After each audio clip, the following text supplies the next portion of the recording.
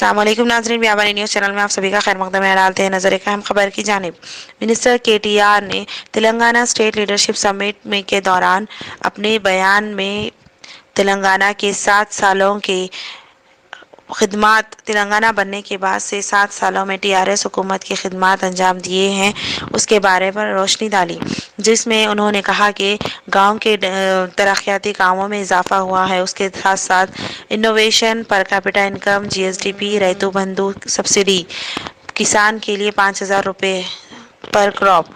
KTR ने अपनी meeting के आखिर में एक बेहतरीन मशवरा दिया है कि हर क्षेत्र में प्यार और मोहब्बत से काम करने से तरक्की की ऊंचाई को बुलंदी को छू सकते हैं। आइए देखते हैं तफसीली एडिटरशिप सैयद गौस मोहिउद्दीन की बयाबानी न्यूज़ से। Minister KTR addressed the gathering at Telangana State Leadership Summit 2021 to 2022 in Hyderabad. KTR Minister addressed the industry leaders at the Telangana State Leadership Summit in Hyderabad today and highlighted the spectacular growth story of Telangana and its achievement in various sectors from the past 7 years.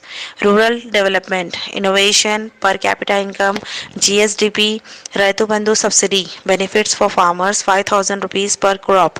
KTR concluded the meeting with excellent advice for maintaining friendly relationship within the industrial sectors for attaining growth in the field. Bureau report from editor chief Syed Ghaus Mohiuddin Vyabani. इसी तरह की हम खबरों के लिए Vyabani news channel को like, share और subscribe करें। जज़ाकल्लाह।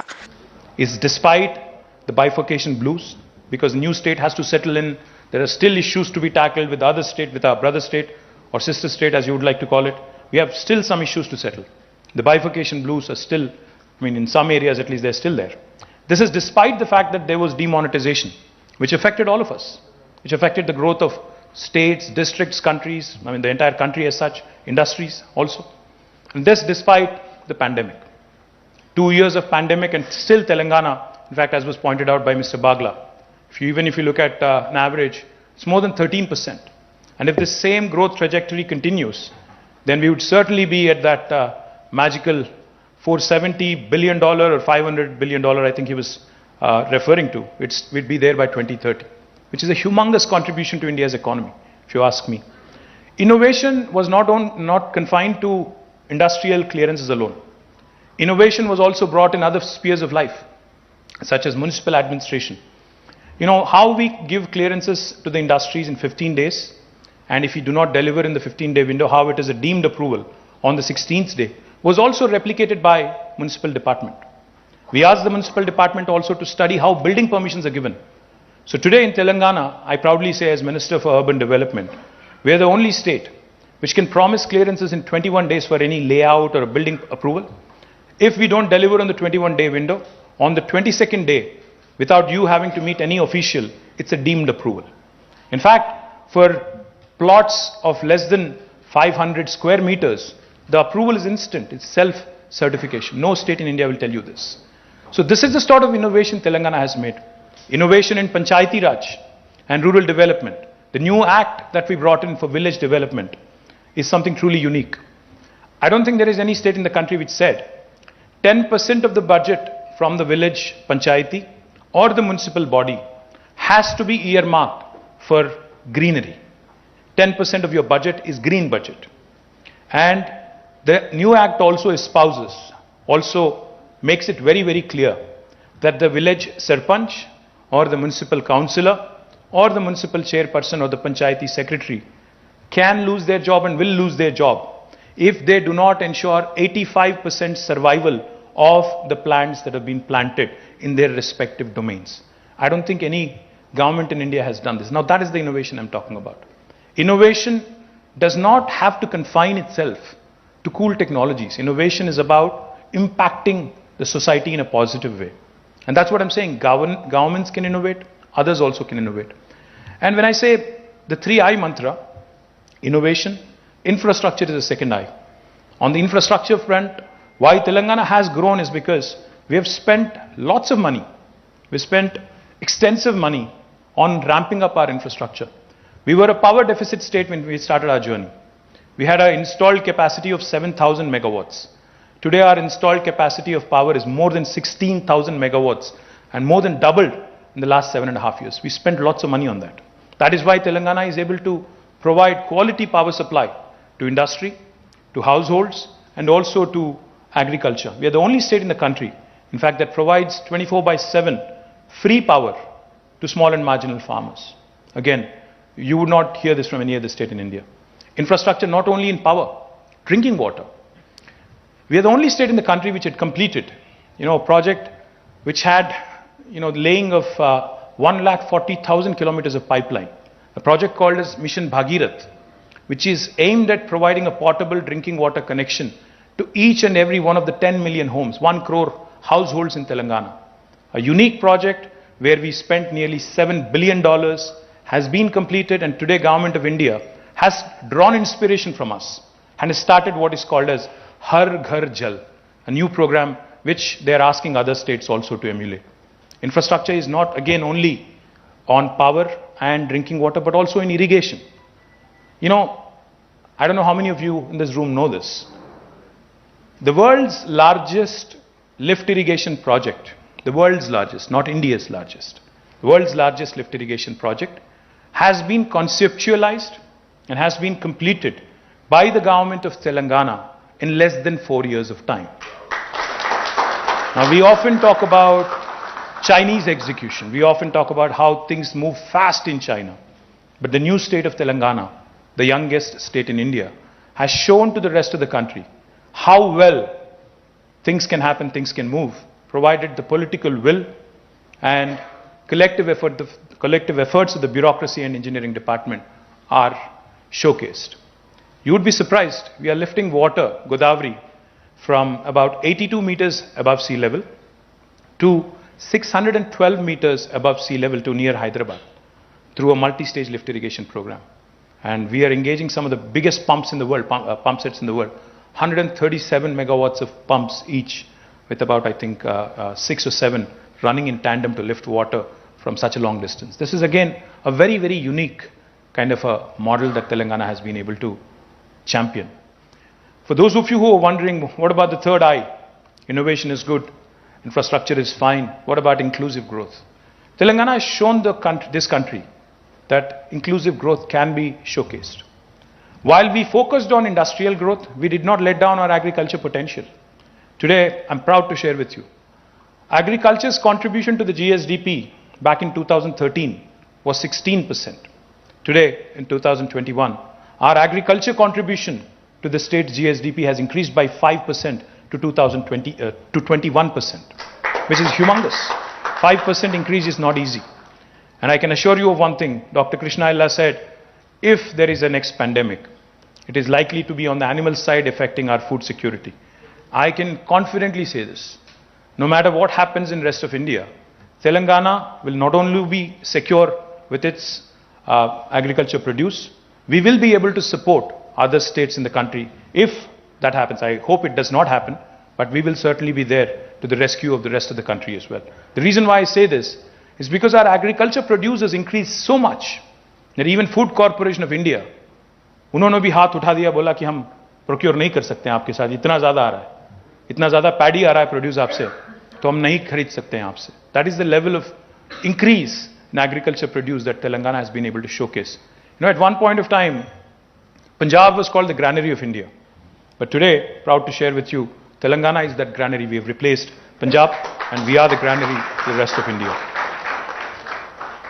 The point I'm trying to make, gentlemen and ladies, is that while Telangana continued to grow industrially at 13% or more, our agriculture produce also, because we focused on agri, but we did not let down our farmers. We came out with innovative schemes. I talked about innovation. Our Honorable Chief Minister came out with a program, Farm Input Subsidy, called as Raitu Bandhu. 75 years of Indian independence, no other leader, no Chief Minister, no Prime Minister thought about it, of doing a direct benefit transfer to our farmers. We are the first state in India, in independent India, to have come out with a policy where the farmers have been given 5,000 rupees per crop. And for 2 crops, we are giving them 10,000 rupees per acre every year. And the kind of money that is being spent is about 15,000 crores per annum to about going to about 62 lakh farmers in the state of Telangana. This has again inspired Government of India to launch what is called as PM Kisan.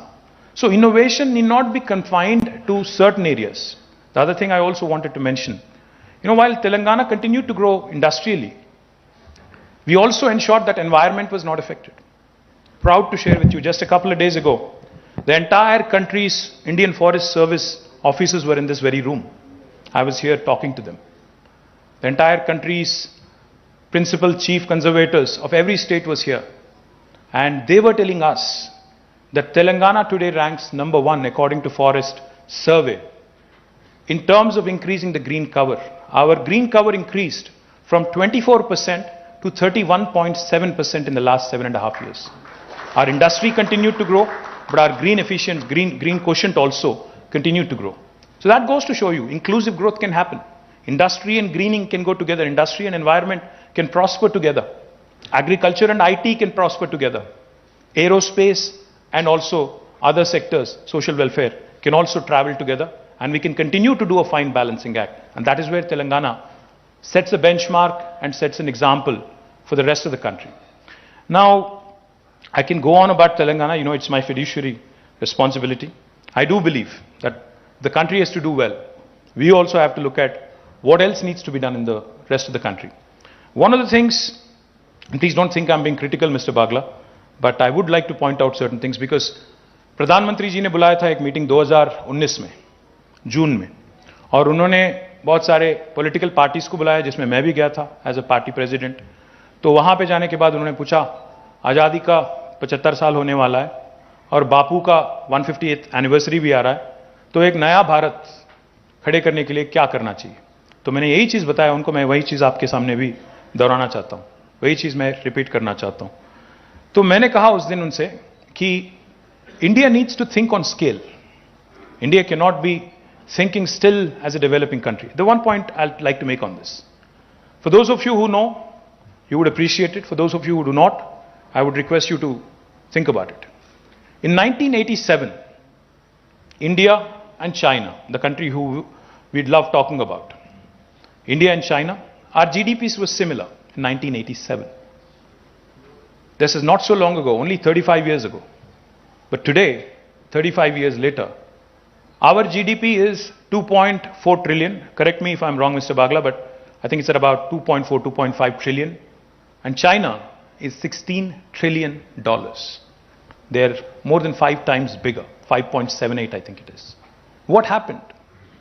How did they surge ahead? Why are we left behind?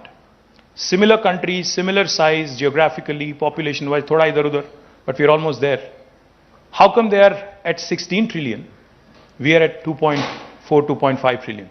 What happened? I think we need to ask ourselves a few questions. We keep reading news and I'm thrilled. Mr. Bagla said, we've been able to attract investments, a lot of FDI into the country, 30 states and union territories, diversified, have received investments, have received FDI. Yes, we are growing without a question. We are looking good, but are we doing enough to compete with a country like China? I don't think so. The reason why I say this is when the pandemic hit us, you can ask Krishna, you can ask any of the biotech captains, you can ask the vaccine makers, you can ask the pharmaceutical companies, who were we dependent on for APIs? Where was all the dependence? If China had shut shop, if China had said no, what would have happened? I think our industry would have suffered a great deal. Today, we see news every single day. Automakers are not able to produce to demand. Maruti, Suzuki has scaled down, Toyota has scaled down, many other car makers and automakers have scaled down. Why? Because of shortage of chips. 75 years. While a small country like Taiwan is able to create multiple fabs, while a small country like Singapore is able to create multiple fabs, a large country like India, one of the largest economies of the world, how come we were not able to create a fab of our own? How come we are dependent on Taiwan and Singapore and others for chips 75 years after? How come we couldn't actually do much on that account in spite of several attempts that have been made? I know there is an attempt being made even now as we speak. Some PLI scheme, $10 billion of commitment, etc. I'm not trying to be negative. I'm not trying to be critical. I'm just trying to point out two statistics. One of the largest employers of this country, especially for blue-collar workers, is textile industry. Today, China produces nearly 34 to 40% of world textiles. Next time you are buying a shirt at Van Heusen or Allen Solly or some other place, there's a 40% chance that it could have been made in China. There is an 8% chance it could have been made in Bangladesh. There's a 7% chance it could have been made in Sri Lanka. What are the chances that it could have been made in India? A 4% chance. We only account to 4% of textile and apparel production of the world.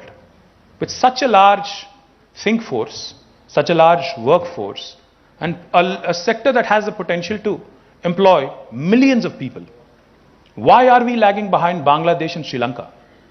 Question that we need to ask ourselves. Can we not have these centers through a textile policy, apparel policy, have centers running in the tier 2, tier 3 towns or even smaller towns in the hinterland? Can we not have them in Uttar Pradesh, Madhya Pradesh, Bihar, and all these states that continue to hold us back in terms of our growth? Today I proudly say my state is doing well. But I also feel as an Indian, I feel sad when I look at Uttar Pradesh. They are lagging behind. There are 22 crore people in Uttar Pradesh. What is their contribution to GDP? 15%. We have 4 crore, we contribute 5%. Uttar Pradesh is 22 crore, they contribute 15%. Why? Because of our strategic inability to come out with innovations, our strategic inability to actually rethink our own selves. When the pandemic hit us back in 2020 April, we had a meeting of all the medical device manufacturers in Hyderabad. I had a very interesting conversation. Mr. Piyush Goyal was there and this was a closed door meeting. So हम लोग बात कर रहे थे, तब PPE बहुत बड़ा एक मसला था, बहुत बड़ा समस्या था. हर कोई PPE चाहता था. Because Corona had just hit us, we don't know what hit us, and everybody was worried. The staff was worried, the medical fraternity was worried. The doctors, the nurses, they were not wanting to go to a Corona patient without a protection equipment. I had a chat with one of the medical device manufacturers. So I asked him, I said, "Aap gloves kahan se late ho? Gloves kahan se late ho? Mask kahan se late ho? PPE kahan se late ho?" He said, "I bring it from China." But I said, Wuhan, the entire virus, they are badly affected. So supply chain would also be affected. How are you going to continue to ensure that we receive supplies in time? That gentleman said, "Sir, it's a sorry state of affairs, but it actually, agar main yahan produce karta hu, yahan manufacture karta hu India mein, it is more expensive than if I import from China." Now we should be asking ourselves that question. I request CII, you're a neutral platform. See, if I say this, Government of India will think since I am politically not aligned with them, main criticize kar raha hu. You're an industry body. What stops you from asking Government of India this fundamental question? कि ऐसा क्यों है कि हम कोई यहां पे manufacture करते हैं वो ज्यादा कॉस्टली हो जाता है, जबकि हम लोग अगर इंपोर्ट करते हैं वो तो चीप बनता है? ये क्या लॉजिक है? एक तरफ बात करते हैं सेल्फ रिलायंट इंडिया की, आत्मनिर्भर भारत की, और दूसरी तरफ हमारे पॉलिसीज इतने फ्लॉड है कि यहां बनाना चाहते भी हैं हम तो बहुत ज्यादा एक्सपेंसिव है. It makes you uncompetitive cost wise. So how will you survive in this environment? Any hospital will not procure from you. Simple, because you're economy wise, in terms of cost competitiveness, you're just not there. So these are the questions, these are the fundamental changes we need to be making in our country. We have a huge coastline of more than 8,000 kilometers. How is it that our sea trade, our maritime trade, is less than that of Singapore, a small island nation? The number of containers that are handled by Singapore port are much higher than all the container load that is handled by all of our ports put together. Is it not a matter of shame? The number of transshipments handled by Colombo port is actually much more than that of our top 4 seaports. Is it not a matter of shame that we can't even make our ports transshipment hubs in spite of being such a large country? I don't even want to talk about our highways and highway speeds and truck movements and truck speeds, etc., etc. The point I'm trying to make is, it's good to have ideas and slogans. Make in India, great slogan. But we need to back it up with reforms and policy. We need to actually have a solid policy backup saying, yes, make in India, don't just assemble in India. Agar if you make in India, you're competing with large manufacturing countries like China. When will that happen? How will that happen? Unless you think on scale. I've been requesting Government of India कि अगर आपको China के साथ मुकाबला करना ही है, we've been saying this for the last 4 years, 5 years, you need to think on scale. China has these large industrial parks, 70,000 acres, 50,000 acres. There's a place called Shizhou. There's an industrial park in 70,000 acres. Why is size important? Because it brings about economies of scale. It reduces the cost of production. What is the biggest industrial park in India? What is our size? Today, Telangana is conceptualizing a pharma city which is in about 14,000 acres. For that to happen, it's a huge, humongous task. We've already created and set up India's largest textile park in Warangal in about 1250 acres of land. And we've been asking Government of India to support us. कि कुछ support करो, अगर कोई राज कुछ करना चाहता है. पहले तो पॉलिसी पैरालिसिस से दिल्ली में सुनते नहीं है. उनको जैसा दीपक जी ने कहा, ग्रोथ आ रहा है. मैं ये नहीं कहता कि ग्रोथ नहीं आ रहा है, but that is happening by default. I am sorry. हम लोग कोशिश कर रहे हैं, सब लोग कोशिश कर रहे हैं, हर राज्य कोशिश कर रहा है, इन्वेस्ट इंडिया कोशिश कर रहा है, इन्वेस्टमेंट आ रहा है, ऐसा नहीं कि नहीं आ रहा है. बट जितना आना चाहिए, जितना होना चाहिए, उतना नहीं हो रहा है. जितना तेजी से पॉलिसी बनना चाहिए, वो नहीं हो रहा है. And I am sorry to say this, but it is a fact. We talk about so many other things, self-reliance, self-reliant India. Good. But what is stopping us? See, today we are in the middle of a war. We're witnessing a war, Russia and Ukraine. And I'm sure many Indians have also thought of this, and so have I. What happens if something very similar happens to India? Are we ready? Defense-wise. What is our, position on making our own missiles, our own, defense systems and ammunition, etc., etc.? There was a time about 2 years ago when Government of India was conceptualizing what is called as a defense industrial production corridor. I went to the Minister, Commerce and Defense, both, requested them. I said, ma'am, this was Nirmala ji then. I went to her and I said, ma'am, the most logical destination for this to be in India, because of the existing ecosystem, nothing else, nothing more, is between Hyderabad and Bangalore, because Hyderabad has large number of defense PSUs and so does Bangalore. So it would make a great deal of sense to have this defense industrial production corridor between these two large cities, and it will actually hit the ground running, so to speak. She said, no, but the decision is already made. I said, on what basis and where? She said, the decision is made, it would be in Bundelkhand. I said, what is in Bundelkhand? I want Uttar Pradesh to grow. But Uttar Pradesh or Bundelkhand, will it be able to attract a Lockheed Martin? Will it be able to invite, a Sikorsky? Or will it be able to invite some of these large aerospace companies and, give them the confidence that you can hit the ground running? She said, no, the decision is made. The point I'm trying to make is, if you really want India to prosper, India to grow, support the current ecosystem, support the growing ecosystem, support the states which are doing well. I am all for supporting UP, Bihar, Madhya Pradesh, Rajasthan. I have nothing against them. They are, of course, my sister states in India. I want them to grow. I want them to contribute to my country. I want my country to be a first world country. But our policy making has to be in sync with what we have. We have to play to our strengths. We cannot say, क्योंकि उत्तर प्रदेश में 80 Lok Sabha seat है, तो हम वहीं पे कुछ लगाएंगे.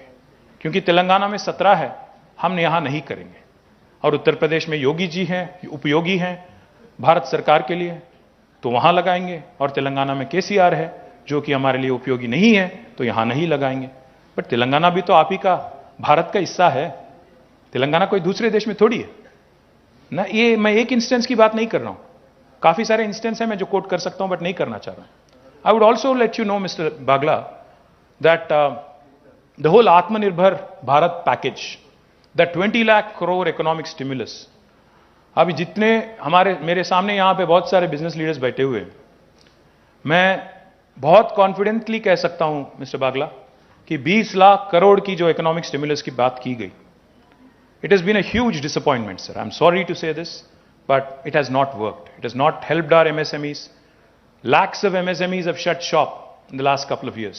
I think now is the time to introspect, to think forward, to think ahead, come out with a very realistic strategy and not just numbers and figures which just look good on the paper. My humble submission to the CII is, if I speak and if I make a point, it will be misconstrued and it will be reported as political criticism. it will be looked at as criticism from the opposition benches. But a neutral body, a body which has, I'm sure, members of all hues and shades of all political affiliations in its organization, such as the Confederation of Indian Industry. If you espouse the cause of India, if you espouse the cause of how India needs to grow, India, does not have the luxury of leapfrogging. India needs to pole vault. India does not have the luxury at 75 of abhi bhi leapfrog karenge nahi. You need to really pole vault. You need to really jump ahead, and you need to really be able to grab the opportunity. China से बहुत लोग निकलना चाहते हैं बाहर. Everybody is talking about China +1 or complete exit of China strategy. I will not name names, Mr. Bagla, but I'll tell you one thing. There was a large aerospace and defense company that came to me and that said, sir हम लोग China से निकल के बाहर आना चाहते हैं, India में लगाना चाहते हैं बेस अपना. But क्या करें हम लोग? Government of India is arm twisting us and telling us to go to Bundelkhand. I don't want to go there. I want to come to Hyderabad. What do I do? So I could not have said, what do? I can't do much there also. But unfortunately, that is the matter. If a company is not getting response, if an investor is not getting response, practicality, then they will go elsewhere. They'll go to Indonesia, they'll go to Malaysia. India is not the only option, Our competition as Hyderabad is not with Bangalore. Hyderabad is not competing with Bangalore or Delhi or any other state. Sir, Telangana today is competing with Malaysia, Indonesia. We are competing with Vietnam to attract electronics, textiles, etc., etc. So we cannot be looking at things, putting our blinders on and saying कि हम लोग उत्तर प्रदेश आएंगे तो यहाँ पे करवाएंगे आपसे काम, वरना नहीं करवाएंगे. इंडिया में आपको मौका कहीं और नहीं देंगे. My request to CII also is please be bold, reach out to the powers to be in Delhi. आप उनसे झगड़ा करो, लड़ो और पूछो उनसे, डिमांड करो, क्योंकि इलेक्शन भी ज़्यादा दूर नहीं है. अब शायद सुनेंगे थोड़ा, तो आगे जाके बात करना पड़ेगा. एक आदमी ऐसे थे जो आपके CII में थे, थोड़े दमदार थे, बोलते थे, राहुल बजाज. बदनसीबी है कि वो गुजर गए, अभी वो नहीं रहे हमारे बीच. He was the man who used to speak his mind. I remember meeting him several times in Davos. He was not afraid of speaking his mind to union ministers and government. बहुत लोग डरते हैं आप में से लोग. मुझे याद है एक इंस्टेंस, हमारे यहाँ पे ग्लोबल एंटरप्रेन्योरशिप समिट हो रहा था, तो फलकनुमा में हम लोग डिनर दे रहे थे. अब नाम तो नहीं लूंगा मैं, उनकी बदनामी हो जाएगी. तो हम लोग इंतजार कर रहे थे वहां पे प्रधानमंत्री की और चीफ मिनिस्टर की. तो बॉम्बे से एक इंडस्ट्रियलिस्ट आए थे यहाँ पे. उनका फ्लाइट खड़ा हुआ था शमशाबाद में, फलकनुमा में डिनर करके उनको जाके अपना फ्लाइट में जाना था. तो वो कह रहे थे कि भाई मैंने तो सोचा कि 9:30-10 बजे तक हो जाएगा डिनर, तो मैं वापस जाऊंगा 11 बजे तक. I have invited some guest at home. तो मैंने कहा ठीक है निकल जाओ, बहुत सारे लोग हैं यहाँ पे, मैं बोल दूंगा उनको कि आपको जाना था, जल्दी था, वो लोग लेट हो रहे हैं तो आप चले जाओ. He gave me a dirty look. सिर तुम्हें पता है क्या होगा अगर मैं चला जाऊंगा तो? सो ये माहौल अच्छा नहीं है. डर के काम करना अच्छा नहीं है. दोस्ती के साथ काम करो, प्रेम के साथ काम करो, मोहब्बत के साथ काम करो, इंडस्ट्री के साथ. And I think the most important thing, I was feeling a bit sheepish also when Dr. Krishna Ella kept saying, the government here does not interfere. Apparently that has become a compliment also. We are supposed to be enablers, Krishna. If anything, apparently it has become a compliment. Being unobtrusive also has become a compliment. It's a matter of collective shame. If governments today are being complimented for being unobtrusive and not harassing you, it's a matter of shame. If anything, we should be complimented for doing more, for being enablers, for creating infra, for making conducive policies. Hey, all of which I have done, we have done. So please also compliment us for that. And more importantly, for being unobtrusive and not being in your hair and, poking our nose where it does not belong.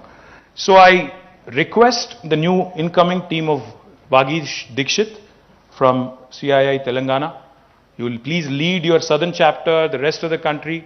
You please go meet Mr. Bagla on the practicality of my suggestions, on any input that may or may not, be taken seriously by coming from me, but I think it will be taken far more seriously if it comes from CII. So good luck to the entire Confederation of Indian Industry, particularly to the chapter of Telangana. Thank you one and all.